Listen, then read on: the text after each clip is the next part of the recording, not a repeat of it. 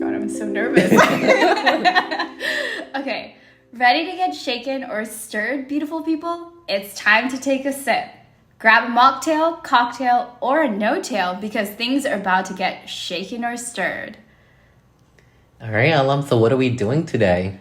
Today, I figured we'd open up the floor with a question. Yes. What's your question? What's your name? My name is Osvaldo Marquez Gomez. Is that what most people call you? No, most people call me Ozzy. What's the reason behind that? Well, Osvaldo, it's not a very common name. It's a unique name in my perspective. And I find myself frustrated when people throw a W in there or an R or just call me something just so off that I don't know. I like my name a lot, and so when I hear someone else pronounce it incorrectly, I'm just not flattered with it. The name deserves its own highlight, its uniqueness, and it needs to be appreciated for its proper pronunciation. So if someone can't pronounce it, I will quickly just pivot and say you could call me Ozzy or Oz, just whatever the moment calls for. So yeah. What was the first time where you encountered that? The first time where I became conscious or self-conscious of people not pronouncing it correctly, probably college, I want to say. Wow. Yeah. And that's because I went to a predominantly white institution, right? So growing up, elementary school, middle school, or in high school, I went to schools that were predominantly Black or Latino. And there, obviously, folks could actually take the time. And I feel like with those communities, yes, there's unique needs and people actually take their time to actually try to pronounce it correctly. Versus in college, people are like, wait, what? And so it just, at that point, that's when my nickname came about because I was just over people mispronouncing my name. It's like, just call me Ozzy. I'm not here to teach you a lesson on how to pronounce my name. And I was just done with that. Interesting. Yeah. Interesting. And then it just kind of stuck. Throughout life, like up to this day. Up to this day, I still either introduce myself as Ozzy or Osvaldo. And I find it interesting sometimes at work. I most of the time will say my name as it is, Osvaldo. And I like it, right? Like it calls for attention. I'm in business, so like it's a way to grab attention. And it's a time to really just highlight that I, come from a different culture, different background. And if the person's really struggling pronouncing my name, and if it's taking more than a minute to focus on my name pronunciation, I'm like, just call me Oz. You're like, hold up. Let me help you out there. Yeah, I'm like, we don't need to focus on my name that much, Like yes, it identifies me, but I don't need to spend a whole 5+ minutes trying to pronounce my name. Interesting. Yeah. I feel like that's very different from me. How so? For you, it hit when it was college, right? Yeah. Which is interesting. And I want to kind of dig into what happened pre-college. Like, what caused it, like, were you not in a non-predominant white space that allowed for you to just hold your name and just say it as is? Interesting. Because for me, I was the complete opposite. So growing up, I was in the Midwest, in the middle of nowhere, Kansas, lots of white people, and Asians were rare to come by. I think in the entire elementary school, I was maybe 2 or 3, including my brother. And every single time there was a substitute teacher, it was my nightmare. Oh, no. Yeah. The teacher would ask, hey, like they do roll call all the time, right? And so they'll go through everyone, and everyone has like the perfect name, right? Brittany, or Ashley. Robert. Right, Sam. And I just had to have a unique name. And there were moments in time where I was kind of upset about the fact that I had this name. And there wasn't an alternative, right? And so the teacher would call my name and, of course, butcher it. It'd be like Elam, like Elam, like just the whole variation. Last name didn't help because then they would kind of switch gears and they would say, hey, maybe I can say the last name. And it's K-U-K. And so there's a lot of directions that could go. Yeah. And so you could see the teachers flustered too. Like they don't know how to pronounce it. And that's when I would have to raise my hand and try to correct themselves. But then at moments, I just wouldn't even correct. Yeah. You know, like it was just, okay, fine, that's what you want to call me. Go ahead and go forth, right? And I think there was moments in time throughout even that younger years all the way to adulthood, people would still say it wrong. And there was one moment I remember when I would say, I didn't say anything, actually. I met someone and they asked, hey, well, Elam, like, how's it going? Never corrected them. Because it's one of those things, like, I was sick and tired of correcting, like, how you were doing it. The alternative that, or the thing that I'm realizing it is, should I have done something else, like a nickname of some sort, or correct them in the moment? But I ended up continuing. And later down the line, a year later, they actually were very upset with me that I had never corrected them. But in my mind, I don't know, is it on the onus of us, or is it on the onus of the individual? And I could see it go, it's all onus on us, right, for sure. But I felt like I was tired of it. Right. I was tired of correcting people, and I didn't want to do that anymore. But it's interesting. It goes both ways. I feel like if the person's properly trying and they're struggling to pronounce my name, I'm like, I appreciate you trying, thank you, but we don't need to spin our wheels, right? Like, I appreciate the effort, but at some point I'm just going to be like, I need either my name to be pronounced as closely as possible to what it should be pronounced as, and if not, then call me Ozzy, you know? Like, it's just, I like my name for what it is, its uniqueness, and if it doesn't have the proper pronunciation, it's just a turn off. It's not who I am. I'm not Oswald, you know, like right. I was born in the States, but don't whitewash my name. Yeah. You know, like it's Osvaldo, not Oswald. No. Right. Yeah, it's just I'm not octopus. Like Oswald the octopus, you know, isn't that a cartoon show? I don't know. But when I heard that like on the cartoons, I'm like, no, here comes another way to mispronounce my name. You know, like I saw that, I was like, no, I don't want that. But so how do we pronounce your name then? So the Korean way is Elim. Yeah. And in English, I think there was a moment of like a confusion in myself. I had to ask my mom. I was like, how do I say my name? Because it was just, I would hear it in so many different ways. So it starts getting into your mind psychologically. You're like, is it that? Like, so many people are getting it wrong. So is it that? Or am I saying it wrong? Yeah. And even when I would say it, people would not be able to say it.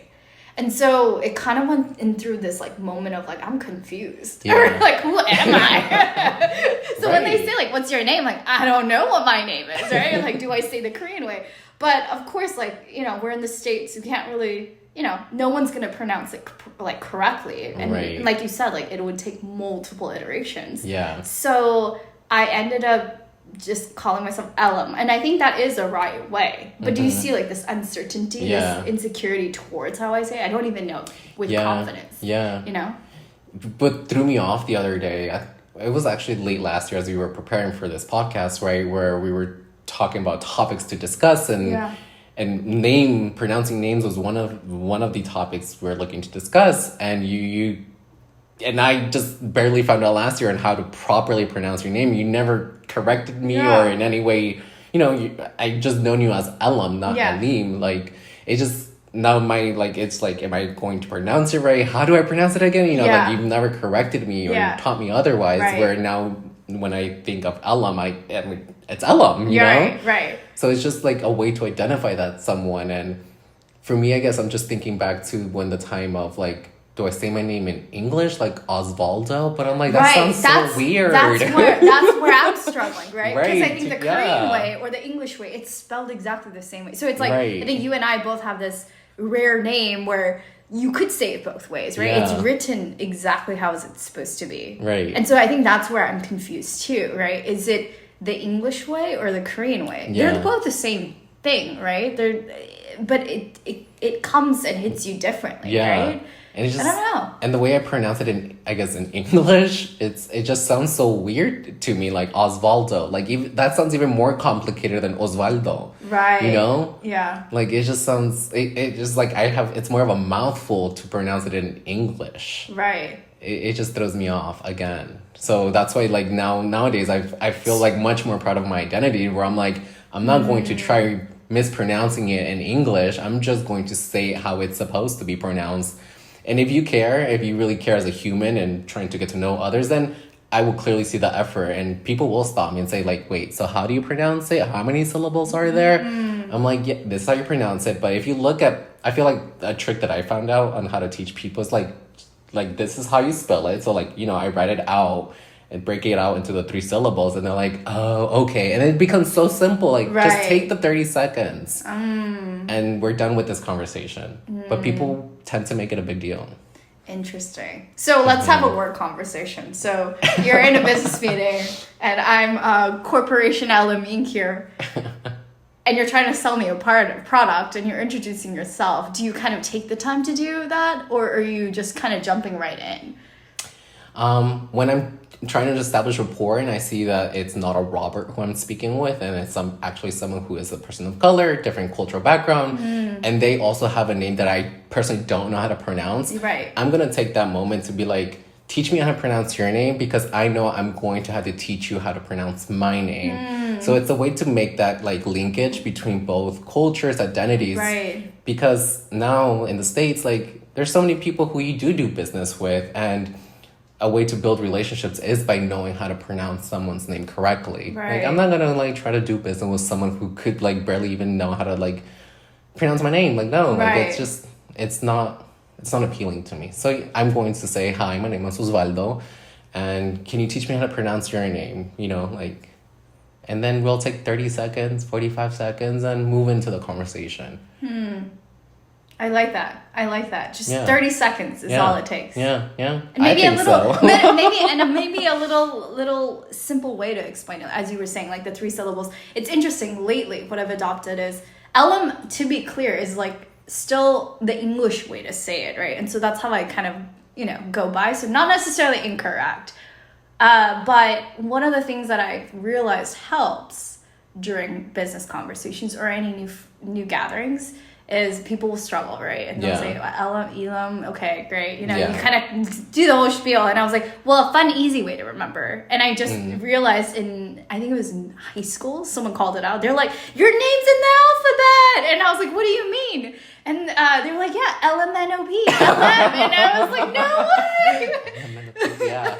And so that's a good way to remember your name. Yeah, and so that's how I kind of do the same thing now. So it's interesting that we both picked up a way for others to kind of, understand how to say it. Right. And almost make an imprint of, hey, that interaction was powerful. Like, I know exactly what their name is versus just... Because it's not the other person's fault for not knowing how to pronounce your name. Right. It's totally fair not to know something. Right. It's about taking the time to learn about it and respecting that difference. If you don't take the time to learn and respect, then what's the point of building that relationship? There's no mutual respect to start off with, and why proceed? Yeah. It's 100%. And also, I just like saying my name in Spanish. There's some sex appeal to it.